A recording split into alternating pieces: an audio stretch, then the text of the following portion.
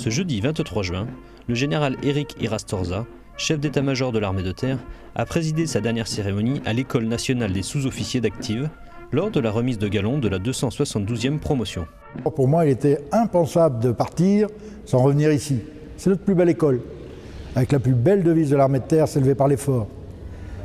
Ensuite, je me souviens qu'il y a 50 ans maintenant, j'ai été accueilli à Autun, j'avais moins de 11 ans, par mon premier chef de section, le sergent-chef Surbled. Et puis, des années durant, j'ai été élevé par des sous-officiers. Des années durant, mes sous-officiers, que ce soit pendant que j'étais chef de section, commandant de compagnie et ultérieurement, ont accompagné toute ma carrière et je sais ce que je leur dois. Et puis, comme chef d'état-major de l'armée de terre, je sais ce que l'armée de terre leur doit.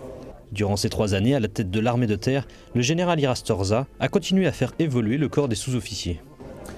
Nos sous-officiers sont durablement la colonne vertébrale de l'armée de terre. Aujourd'hui, il y a une évolution majeure.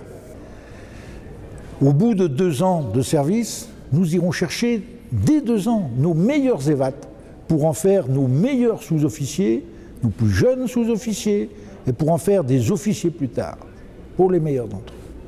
Il faut que l'on puisse inscrire cette nouvelle dynamique en conformité avec la devise de l'école, s'élever par l'effort. Peu de corps sociaux dans notre pays offrent cette possibilité.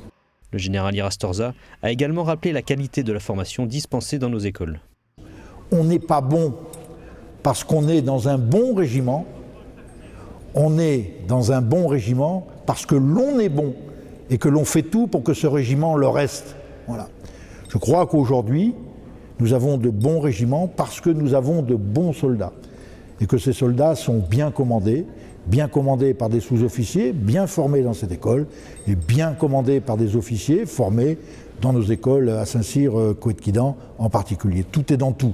Nous offrirons de quoi répondre à toutes les aspirations personnelles et professionnelles. Et cette école restera au cœur du système. Il était impensable pour moi de quitter le bord sans venir y passer un dernier moment.